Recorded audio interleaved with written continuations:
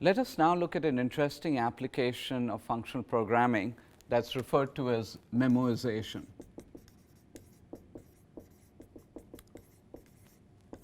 Now, as you know, in functional programming, you can apply a function to different values, x1, x2,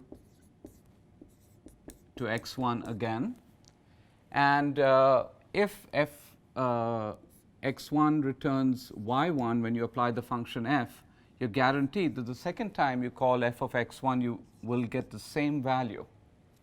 Now, if f is an expensive function and takes a long time to compute, it's a waste of effort to recompute the value y1 when you've already done it once.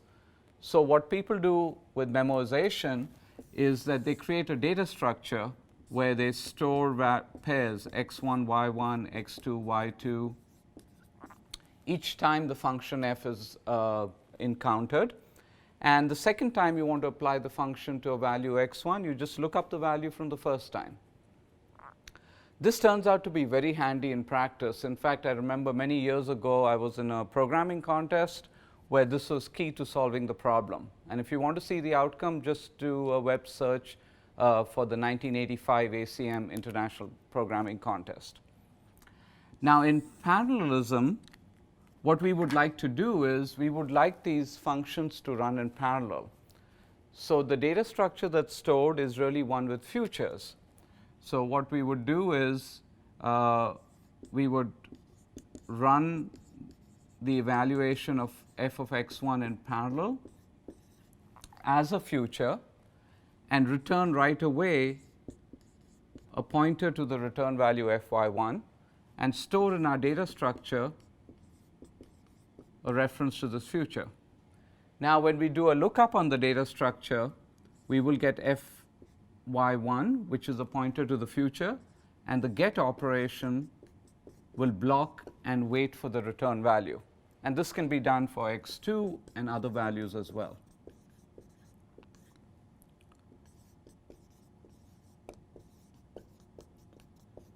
So the main difference between the sequential cases, in the sequential case we perform these function evaluations one after the other, but we were smart about reusing the value when we saw the same input.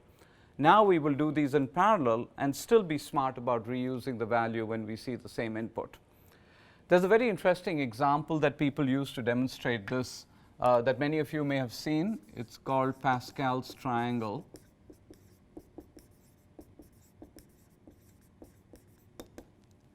And this is a triangle of binomial coefficients which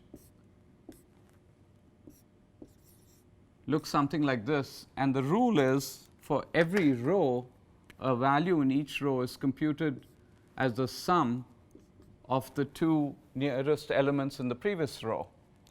So if we keep going in this way, we will have 1, 3, 3, 1. And then 1, 4, 6, 4, 1. And in each case, we have computed the sum of the nearest elements from the previous row. Now, if we were to build this triangle, what you'll see is that many elements reuse the same value. For instance, this 3 is used when evaluating this 6 and this 4. And if we continue to do this way, we will be recomputing the upper half of the triangle every time. So memoization comes to the rescue. Each element of the triangle can be memoized so that you only compute it once. This model is also referred to as dynamic programming.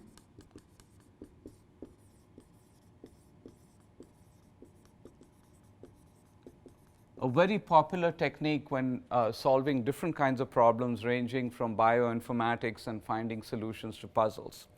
So again, by leveraging futures and memoization, we can get parallelism going, but make sure that we don't do extra work. So what we've seen is that parallelism is very conducive to functional programming. With futures, we can have parallel functions calls running in parallel with each other. And with memoization, we can still be efficient and reuse the value that we computed earlier, leading to very efficient parallel dynamic programming algorithms.